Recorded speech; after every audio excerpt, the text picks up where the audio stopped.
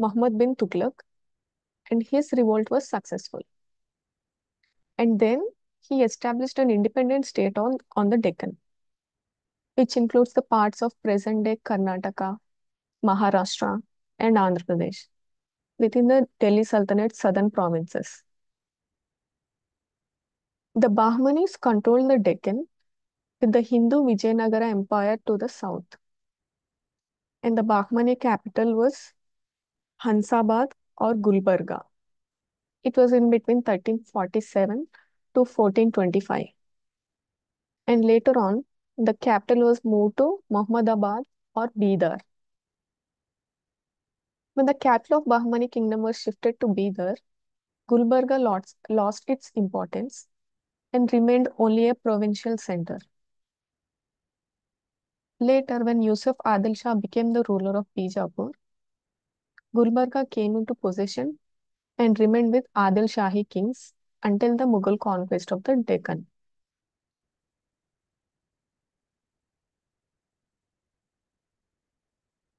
The Sultanate reached the peak of its power during the rule of Muhammad Gawan between 1466 to 1481. And about 18 kings, they ruled nearly 200 years.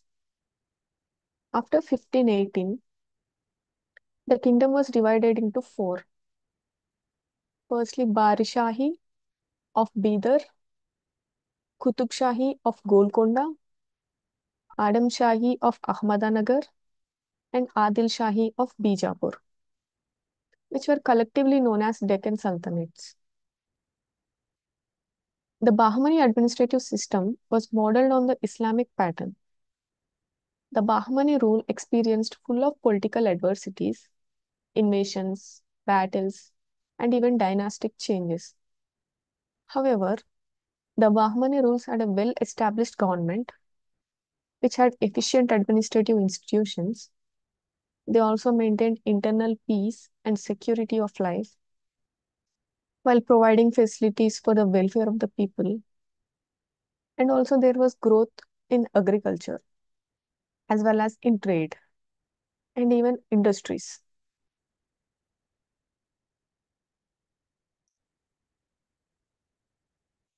The king was the supreme power in the state.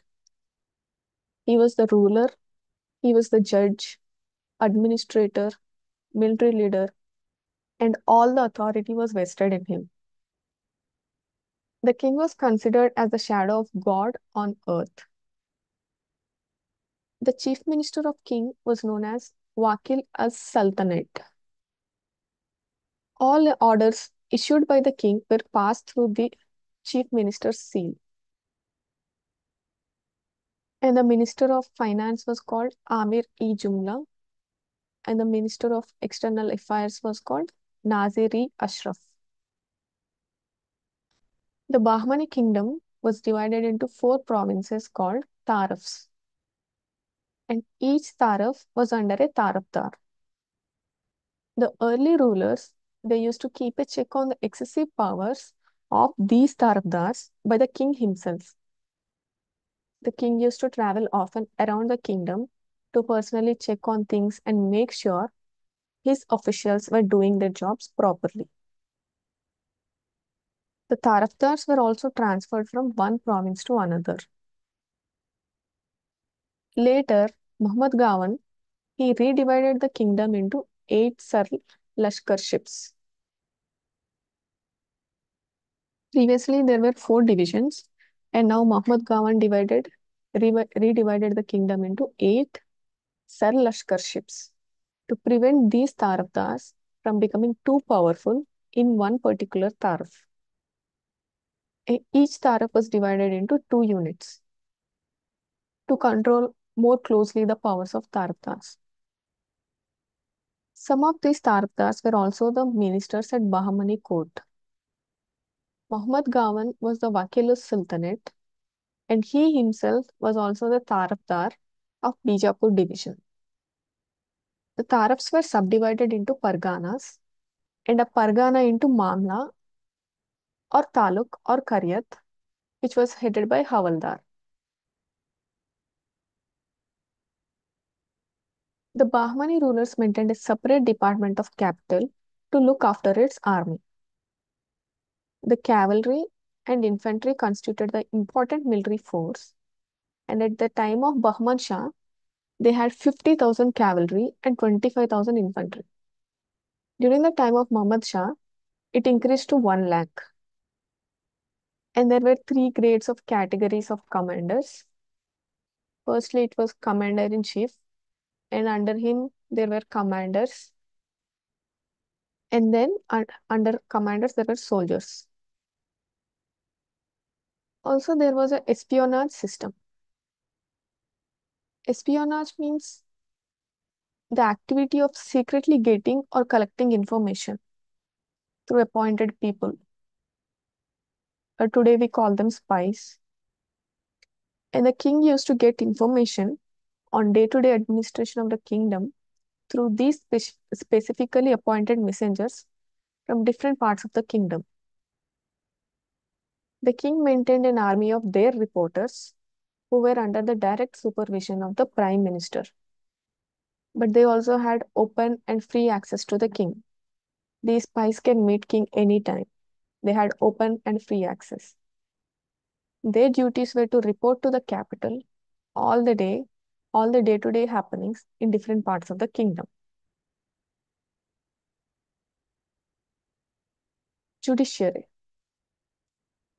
On every day except Friday, the king used to hold open darbar, which means the full assembly of the court. No one was allowed to sit during this darbar.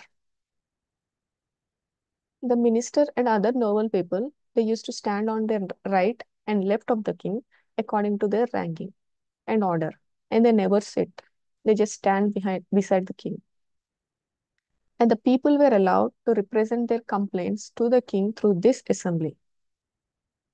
The open darbar was just like a final court of appeal, and the persons who were dissatisfied with the decisions or actions of those employees who were standing beside the king, these people can express their griefs before the king for the final judgment.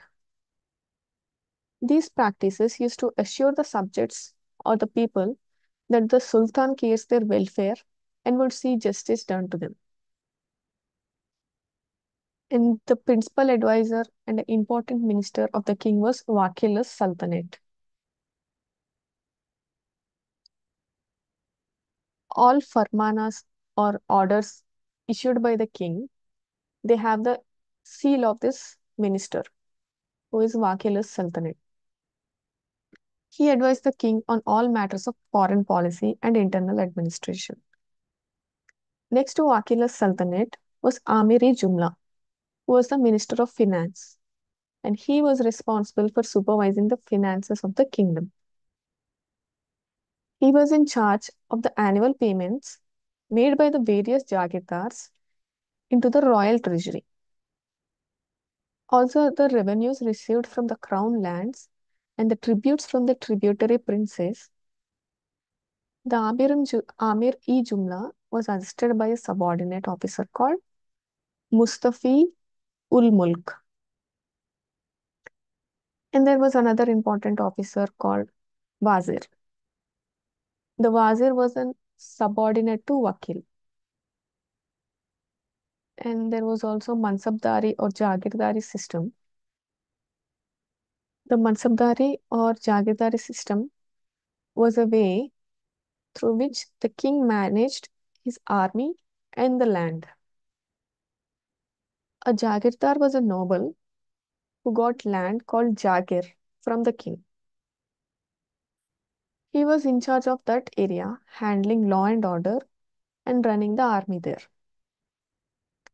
The king only kept part of army himself, and the rest of army was kept by these nobles or the Jagirs. These nobles had to use the money from the land to pay for their soldiers and run their area. This system was called Mansab, headed by Mansabdar or Jagirdar. But over time, some nobles started misusing their power, and the farmers were treated very badly. And at the Pargana level, there were four officers. Fir- Firstly, Jagirdar is the head of the administration of the Pargana, and then we have an officer responsible for the collection of the revenue, and then there was an officer for accounts or finances, and fourthly, there was Qazi, appointed by the Sultan. He was the judicial officer for the division. He was also responsible for supervision and maintenance of the Muslim religion endowments in his jurisdiction. And the revenue collection. They collected land revenue and other taxes from their respective divisions and were expected to pay a certain fixed amount to the royal treasury. So long as this amount was paid, the officials of the treasury were not concerned how the taxes were collected, and there was no direct supervision over the revenue collection, and sometimes this led to the oppression to the peasant. The main function of the Pargana level officials was the collection of revenue. The head of the Pargana was helped by two other colleagues called Deshmukh and Desai. The Deshmukh was entrusted with the task of supervising the collection of revenue, while the Desai was responsible for keeping the accounts. So the Deshmukh was looking after the revenue, and the Desai was responsible for keeping the accounts. And the land revenue constituted as the main source of income to the state. The village was the last unit of administration, and the village had three important officials. They were Patil, Kulkarni, and village watchman. These positions were hereditary, not based on merit. It usually runs within the members of the same family. So the Patil or headman of the village, the collection of the revenues and handing over the collected amount to the provincial authority was the principal duty of the village headman or the Patil.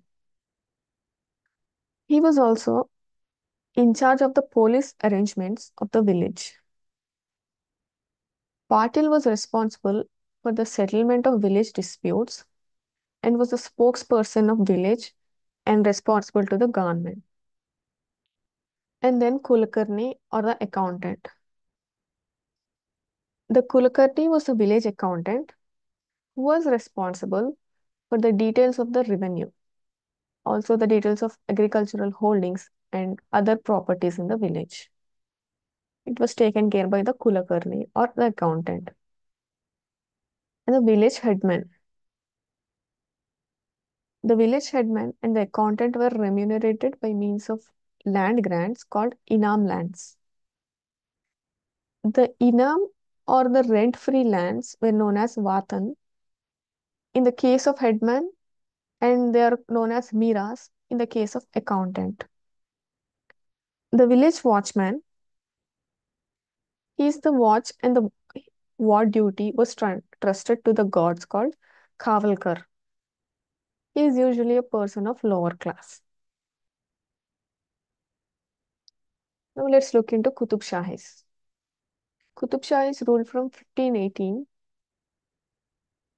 to 1687 AD. The Qutub Shahi dynasty was important in shaping how Telangana was ruled. After the Bahmani kingdom broke apart, the Qutub Shahi rule began in Golconda. The first ruler was Sultan Quli. He worked as a top army officer under the Bahmani king Muhammad Shah. He helped stop revolts in Telangana and saved the Bahmani king. So he was given the title called Qutub ul Mulk, and he was made Subedar. Subedar means a governor of Telangana. He was made the governor of Telangana region. And this Telangana region included the parts of like Warangal, Golconda, Kodangal. And people called him the master of the sword and the pen because he was great at both fighting, hence he was known as master of the sword, and he was also very good at writing in literature. So he was known as the master of the pen. The Golconda fort was given to him as a gift, and he renamed it Muhammad Nagar, and he made this Muhammad Nagar as his capital. Later, when Bahmani kingdom fully broke apart, Sultan Kuli he became independent and officially started the Qutub Shahi dynasty in 1518 AD. This dynasty ruled under 1687 when the Mughals under Aurangzeb took the control. The rulers of the Qutub Shahi dynasty, it includes 8 rulers from the year 1518 to 1687 AD, and each of them played a part in building and shaping the history of Golconda and the Telangana. The 8 kings of royal line were Sultan Qutb ul Mulk, who ruled from 1518 to 1543, and then Jamshad Quli Qutb Shah, he ruled from 1543 to 1550, and then we have Shuban Quli Qutb Shah, he ruled in 1550, and in and Ibrahim Quli Qutb Shah, he ruled from 1550 to 1580, and then Muhammad Quli Qutb Shah from 1580 to 1612, and then we have Sultan Muhammad Qutb Shah, who ruled from 1612 to 1626, and Abdullah Qutb Shah, who ruled from 1626 to 1672, and Abdul Hassan Qutb Shah, who ruled from 1672 to 1689. Now let's look into each of them in detail. First ruler Sultan Quli Qutb ul Mulk, who ruled from 1580 to 1543. He was the founder of the Qutub Shahi dynasty. Although he never officially called himself a king, he acted like one. His name actually means servant of the king. He worked to defeat small rulers and expand his land by taking over the nearby areas. He started forming his own independent kingdom and brought together many parts of Deccan under his rule. He was given the title Qutub ul Mulk by the Bahmani king. And then Jamshad Quli Qutub Shah, who ruled from 1543 to 1550. Jamshad was Sultan Quli's son, but he overtook the throne by killing his father when his father was about 90 years old. 90 years old. And because of such shocking act, many people were unhappy with him. And his rule was full of wars and fightings between various kingdoms, which caused a lot of instability in the kingdom. And the Shuban Quli Qutub Shah, who ruled in 1550, he was the son of the Jamshid, but he only ruled for a very short time, that is only in 1550, and he was soon removed from power by his uncle, who was Ibrahim Quli Qutub Shah. He ruled from 1550 to 1580. Ibrahim was Jamshid's brother. Before becoming king, he lived in Vijayanagara for 7 years, where he was protected after escaping family troubles. When he became king, the political situation was still messy, but he worked hard to strengthen the kingdom. He set up various laws and intelligence systems. He also built lakes. He brought most of the Deccan, especially Telugu Nadu, under Golconda's control. He even fought against Vijayanagara, the same empire that once gave him shelter. He fought against them. He also made the sky blue the royal color of the Golconda. He was succeeded by Muhammad Quli Qutub Shah, who ruled from 1580 to 1612. He was Ibrahim's son and is considered the most famous Qutub Shahi king. Under his rule, Golconda reached its highest glory. He also maintained a very strong army, and the kingdom became very and more powerful than ever. He is best known as the founder of Hyderabad. He fell in love with a dancer called Bhagamati from a nearby village, which was in today's Charminar, and to honor her, he named the city Bhagyanagar, which later became Hyderabad. He prayed for the city's success. And Muhammad Quli Qutub Shah was succeeded by Sultan Muhammad Qutub Shah, who ruled from 1612 to 1626. He was Muhammad Quli's son-in-law, and he ruled the kingdom wisely with the help of honest and brave ministers and a good army. His rule was very smooth and stable. And then he was succeeded by Abdullah Qutub Shah, who ruled from 1626 to 1672. His time saw the start of Golconda's decline. He ruled during a very difficult time, as there was conflict among the sons of Mughal Emperor Shah Jahan. Abdullah tried to place smart policies between the Mughals, but when Aurangzeb won the Mughal throne, it turned out bad for Golconda. And then we have Abdul Hasan Qutub Shah, who ruled from 1672 to 1687. He was the last ruler of the Qutub Shahi dynasty. Even though he was a strong ruler, his time was full of confusion and there were secret plots and political problems. His ministers, Madanna and Akkanna, two Hindu brothers, they helped him to keep things under control. They kept peace and order when times were tough. But they were later killed, and that gave the Mughal army a chance to attack. A traitor named Abdullah Khan opened the Fateh Darwaza gate of Golconda fort in the middle of the night, allowing Aurangzeb's army to enter and take over in 1687. Abdul Hassan was taken prisoner and sent to Bidar and later Daulatabad, where he died in captivity after many years. After the Qutub Shahis, Mughal rule begins. After capturing Golconda, the Mughals put Jan Sapar Khan in charge as governor of the Deccan. Later, Muhammad Khan was once commander of the Golconda army, but he joined Mughal and he was made governor of Golconda in Hyderabad. And then he moved the capital from Hyderabad to Aurangabad, which became the Mughal base in the Deccan. And in 1713,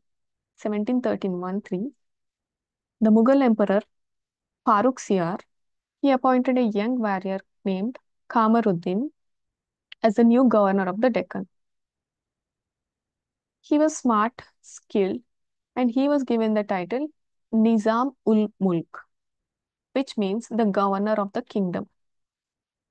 In 1724, this Nizam ul Mulk, he declared himself the official ruler of Subedar of six regions.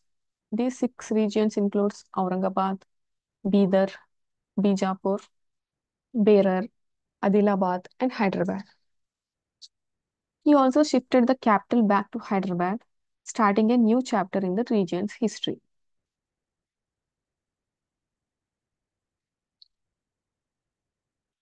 The political and administrative system of Qutub Shahis was based on Islamic principles, where sovereignty rested with the God. They believed in the divine right of theory of monarchy and considered themselves as the representatives of Allah on earth. The selection of the king was limited to the royal family. Normally, there was a law of primogeniture, which means succession belonging to the firstborn child. Means the ruler will be passed to the eldest son of the king. This was generally how it was. But there are also instances where patricides and fratricides were followed. Patricide means killing one's own father, and taking the throne. And fratricide means killing one's own brother to get to the throne. And the king is the supreme. He was the supreme governor of the realm. He was the final court of appeal. He was the chief lawgiver, and he was prime commander of forces. So we can see that the king enjoyed absolute executive, judicial, and military powers. In the hierarchy, Sultan was followed by Majlis-e Kangsh. Majlis-e Kangsh was advisory council, and Majlis-e Diwandari. It was a privy council. And under these councils, there was Peshwa, Jumlat ul Mulk or Mir Jumla, and then Wazir, Dabir, Kotwal. Kotwal means a police, and Circle, and other notified officials. They lived a very dignified style, fulfilling the loyal and royal responsibilities. The king, the Sultan, he always had an eye on the functioning and deeds of these officials. He always kept an eye on how they were working. And for the sake of administrative convenience, the Qutub Shahi divided the kingdom into six subas or provinces. They are Aurangabad, Bidar, Bijapur, Berar, Adilabad, and Hyderabad. And each suba was headed by a diwan. These subas were further divided into various parganas for the sake of administration.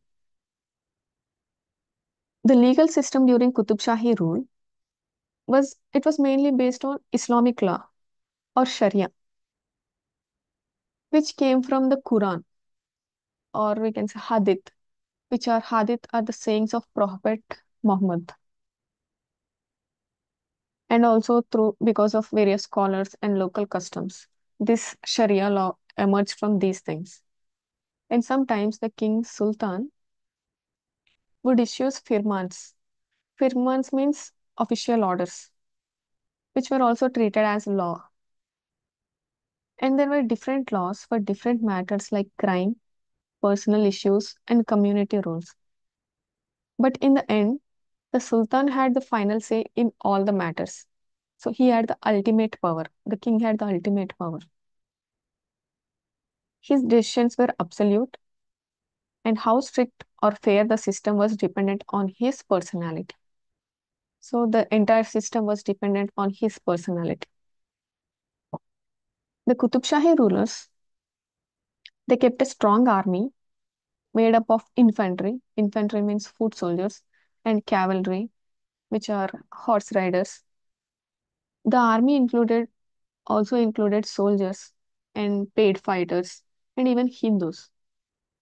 To control the lawlessness and maintain order, they used very strict and harsh methods. By the mid 1600s, the kingdom grew a lot and included many places in Telangana, Andhra Pradesh, Karnataka, and even parts of Odisha. They had 66 forts like Varangal, Bongiri, Kondapalli, and Rajamundry, each guarded by a Nayak. Nayak means a commander. All these forts were guarded by a commander called Nayak, and it was filled with many skilled soldiers to protect it. The army used various weapons like swords, they used guns, they even used axes, bows, they also had helmets and armors.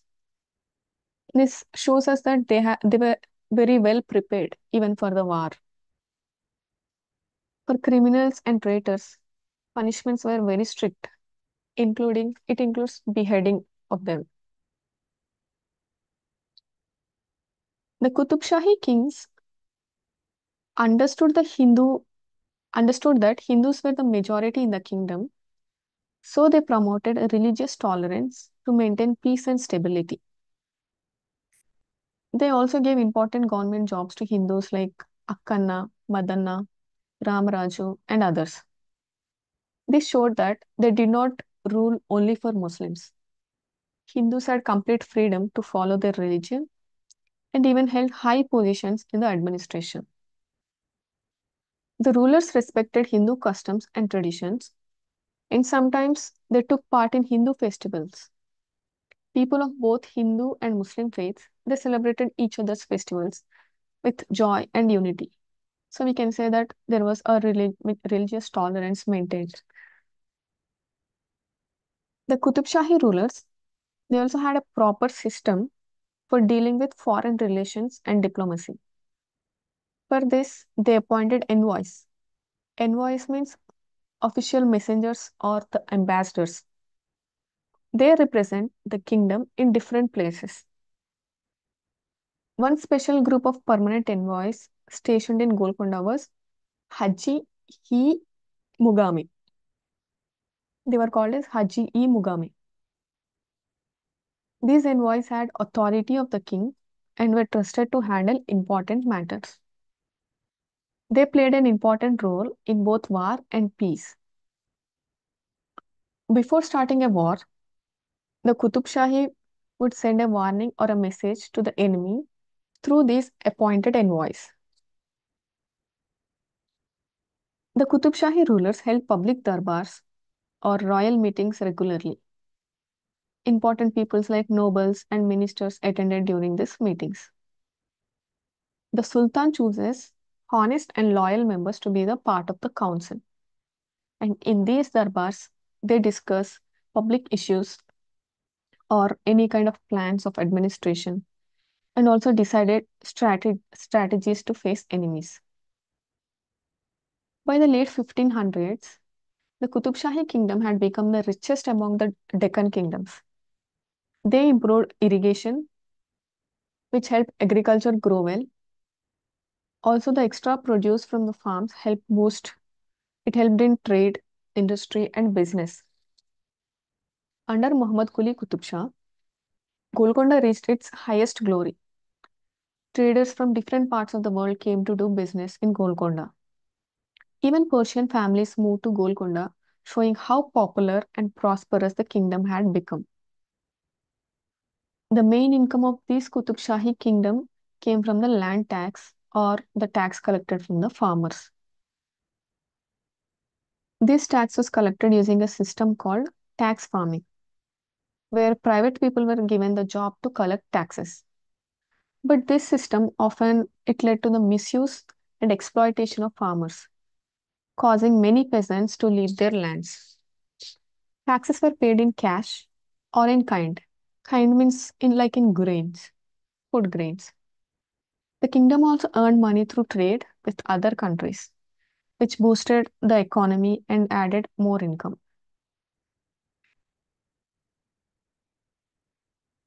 They followed a feudal land system called Mirasidar, Mirasidar tenure system, where the land was controlled by the local landlords called reddis.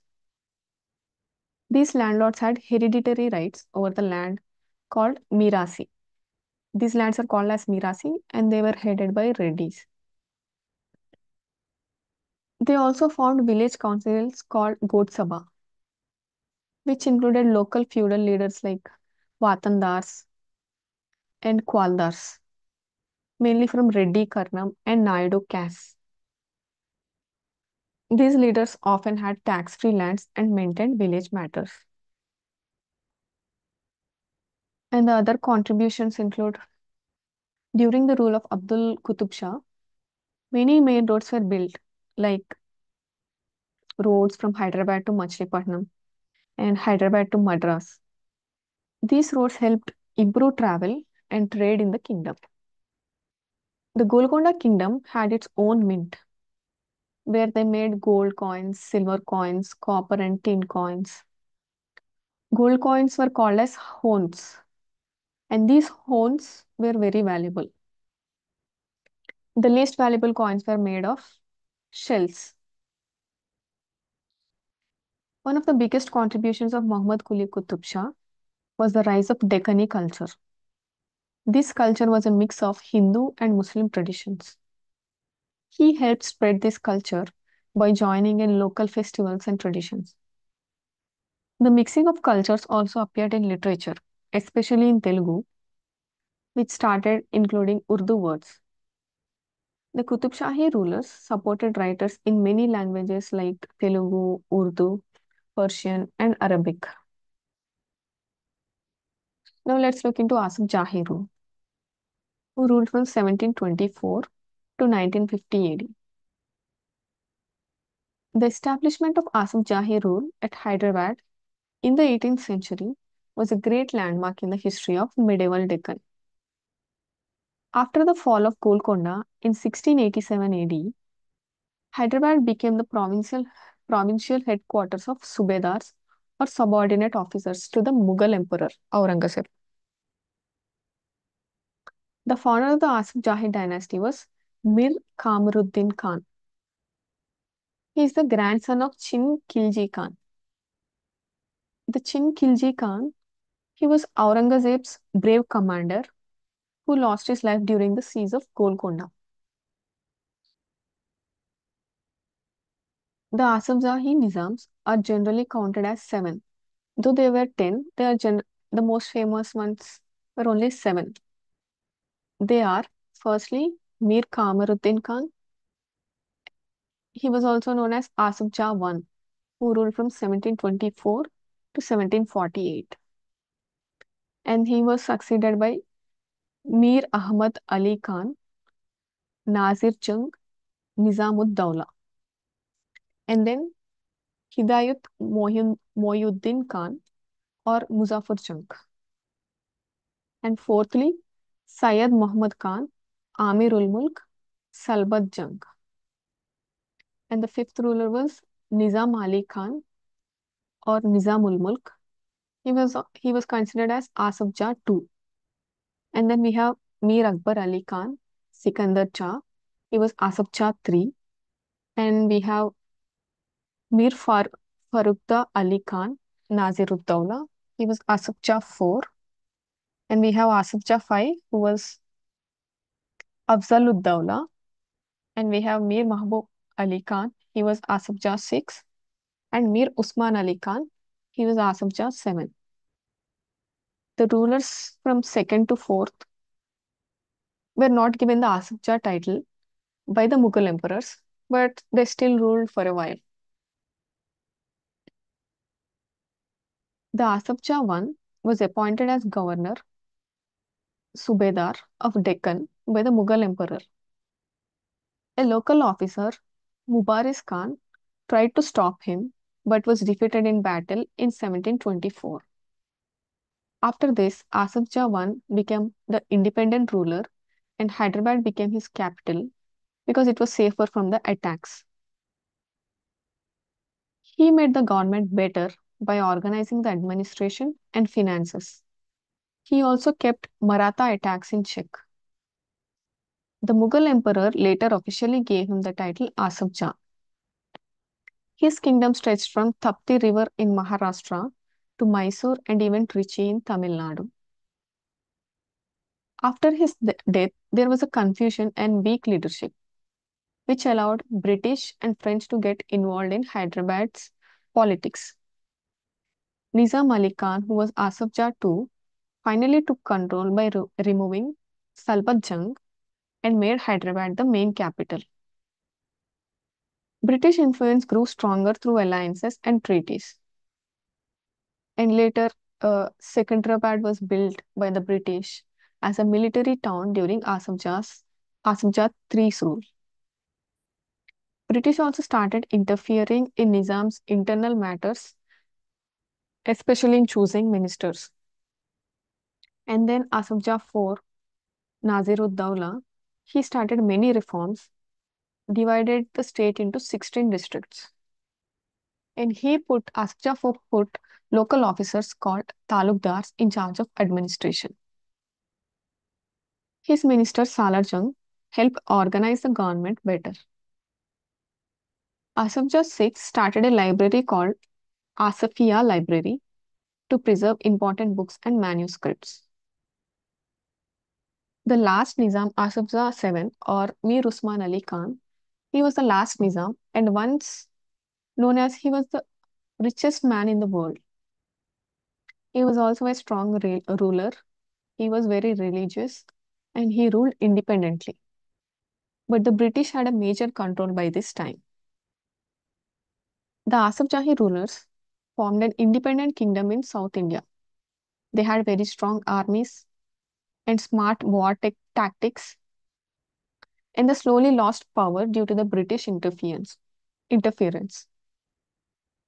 They contributed to administration, culture, and development in Deccan. The position of the Nizam, who is the ruler of Hyderabad, the Nizam did not have a throne or crown or any special symbols of royalty like other kings until the year 1858. Until the year 1858, even coins were made in the name of Mughal emperor, not the Nizam. Even in Friday prayers, people used to mention the name of ruler, not the Nizam, showing the Nizam still officially followed the Mughals.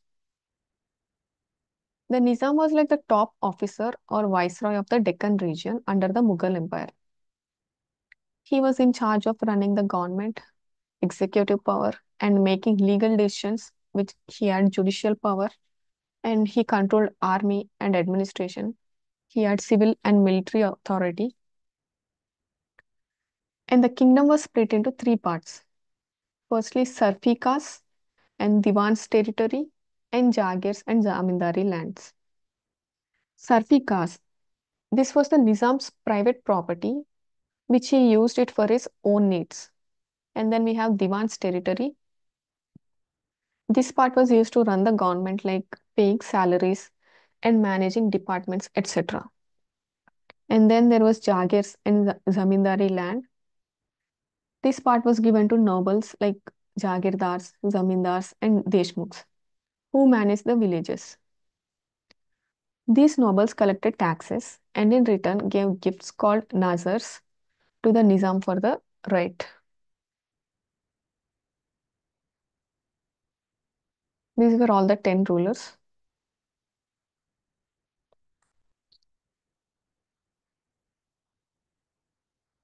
The administration. The main people in the government were Diwan, is the minister, and then there was Peshkar, Quasi, Kotwal, and state records keeper. Diwan or minister, he was the head of the administration, like today's chief minister or prime minister of the state. And there was Peshkar, he was an assistant to the minister. And there was Quasi, he was a judge for Islamic law. And Kotwal, he was the police chief of the city. And then we have state record keepers. He kept records and accounts. Only the Nizam ruler could approve the hiring or firing of these officials, both in civil and military jobs. Two main offices that handled daily work were Daftar-e-Mal and Daftar-e-Diwani. Daftar-e-Mal, it handled revenue and money matters, and Daftar-e-Diwani, it handled general administration. These officers were run by Daftardars, whose job was to keep the track of state records and maintain records of jagirs or land grants. The kingdom was divided into four types of territories. Firstly, Diwani or Khalsa and Paiga, and then we have Jagirat and Sarfikas. Diwani or Khalsa was a land controlled directly by the government. And Paiga, it was the estates given to Paiga nobles. Paiga nobles means they are loyal and powerful families. And there was Jagirat, the land given to nobles or officials in exchange for services. And Sarfikas, Nizam's personal property and private income land. Salarjung was a famous minister and he made many improvements, but slowly and carefully so that the powerful people wouldn't complain. Salarjung introduced salaries for government workers. He appointed officers like talukdars and police SPs, etc. And he set up schools and colleges. He set up many railway lines and post or telegraph for communication, and he encouraged trade and commerce. He also built industries in cities like Hyderabad, Warangal, Aurangabad, Gulbarga, etc. He also opened a railway line between Wadi and Secunderabad, and he set up hospitals, health centers, etc., and increased exports and reduced imports. Hyderabad became stronger, more modern, and economically better in the 19th century because of these changes. The reforms helped the state grow in education, health, transport, and trade. The military administration. Nizam's military system, the Asaf Jahi rulers had a strong army for several reasons: to protect their kingdom, to stop European powers like British and French, and to defend against Marathas, Afghans, Mysore rulers, and local zamindaris. The army had different groups, like it consists of Mughals, it also consists of French corps, and Sarfi caste force, and Paiga army. Mughals, they are the traditional warriors from the Mughal Empire, and the French corps consisted of soldiers trained or led by the French. And Sarfi caste force, it was the personal army of the Nizam, and the Paiga army. Paiga army was a private army of the powerful Paiga nobles, which was used to balance the Nizam's power. Important officials in the army were Mansabdars, Paiga officers, military commandants. The judicial system. The system of justice was based on Islamic law or Sharia law. There were three main types of courts: Sadrat ul Aliyat and Kotwal or police court, and Dar ul Qaza. Sardar ul Aliyat, they handled civil and criminal cases. In the Kotwali or police court, they dealt with law and order, like today's local police stations. And Dar ul Qaza, it settled religious matters like marriage, divorce, and or any kind of inheritance under Islamic law. And there was no proper court system like we have today. Like there was no fixed laws or clear rules. So the final decision often depended on the honesty and fairness of the judge. The revenue administration. There was no special department just for the revenue collection like we have today, like an income tax department. Land was given out on contract, mainly to nobles or anyone who applied to manage it. These contractors were called talukdars. They collected money from the villages and sent it to the government, state treasury. Other officials involved in collecting revenue are tahsildars and jagirdars. They were appointed by the Nizam to make sure money came in regularly and the kingdom remained financially strong. Revenue collection unit was the village. Village was the main unit for collecting money. Two old traditional officers continued their work. They were Patils and Patwaris. Patils was the village headman, and Patwaris, they were the record keepers of land and crops. Some other ways the Nizam got money were taxes. Some of the taxes they collected were Hadbazari. Hadbazari means tax on markets and fairs. And then there was Kalal Patti. Kalal Patti means tax on liquor shops. And Shadi Patti, which means tax on weddings. And there was Rahdari. Rahdari means toll tax for using roads and passing through an area. And there was Mohtrafa. Mohtrafa means house or shop tax. And there was Ganimbab. Ganimab was the tax for protection from enemies, and there were small other local taxes. The Peshkar supervised the state treasury, government money storage. The minister, Diwan, he checked and controlled it. So the Peshkar used to supervise the treasury, and the minister used to check and control it. All the money records were maintained by daftardars. They are the finance officers. And at the local levels, there were rajas of samsthanas who enjoyed a high position under nizams. These samsthanas exercised various functions and had control over subjects independent of nizam rule. Some of the prominent samsthanas were Vanaparthi, Gadwal, and there was Sarvepalli, etc. And in external matters, Nizam had political relations with British East India Company and Mughals. In the 17th century, British and French traders began to involve themselves in Indian politics. As a result, successive Nizams of Hyderabad they sought the help of British and French to consolidate their kingdom against the rivals. In exchange for their help, British acquired from the ruling Nizam the coastal Andhra districts lying up the north of Madras, and through the major part of Andhra region came under the British rule. And there was also the forced labor or the system of Vetti Chakri, which was resulted due to the feudal aristocracy. The Vetti system was formed. It was a form of forced and unpaid labor. It was a result of the feudal system where powerful people or landlords and nobles they controlled the land and the common people.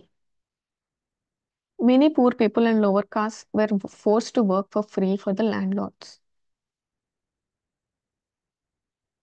Rich and powerful people benefited from this system, whereas poor people were they were forced to work for free. Many of these landlords had their own tax collectors. They would collect taxes from villages, but only give a small part to the Nizam's government. And to collect extra money, the Nizam also appointed tahsildars who forced peasants to pay additional taxes.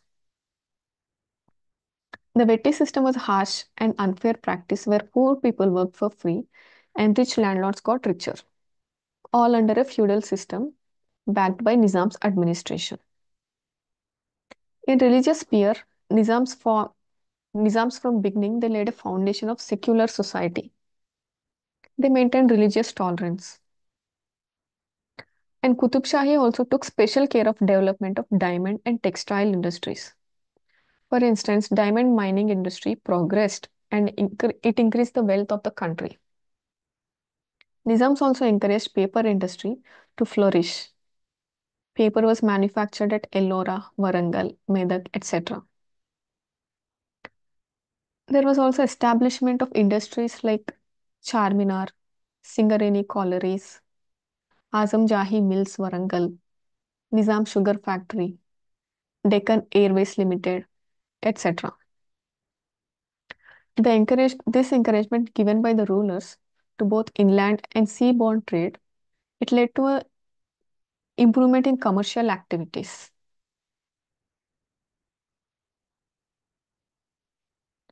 After India got independence in 1947, most princely states they joined India, but Hyderabad under the Nizam, it refused to join the Indian Union.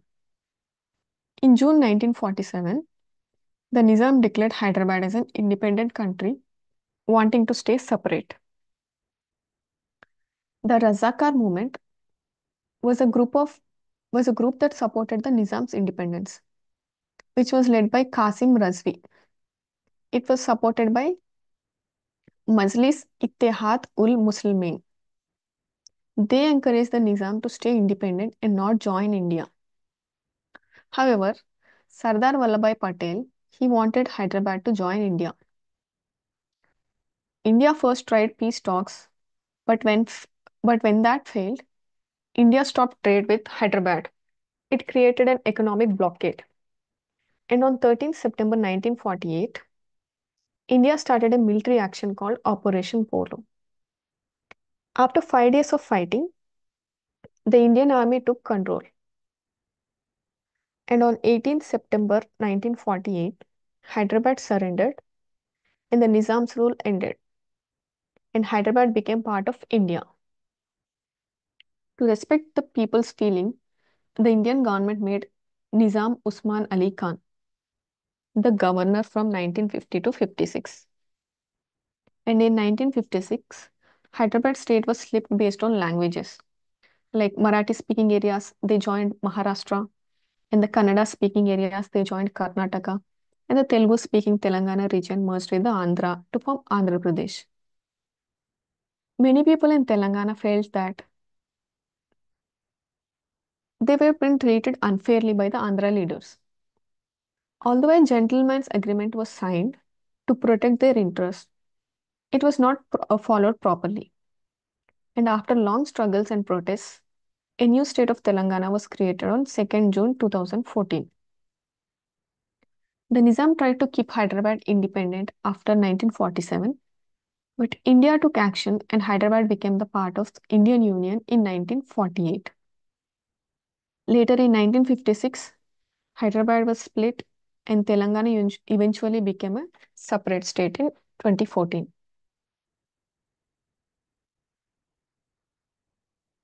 So in the next class, let's look into the powers and functions of the governor.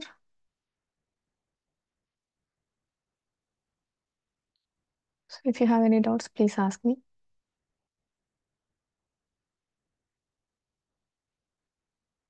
Thank you then. See you all in the next class.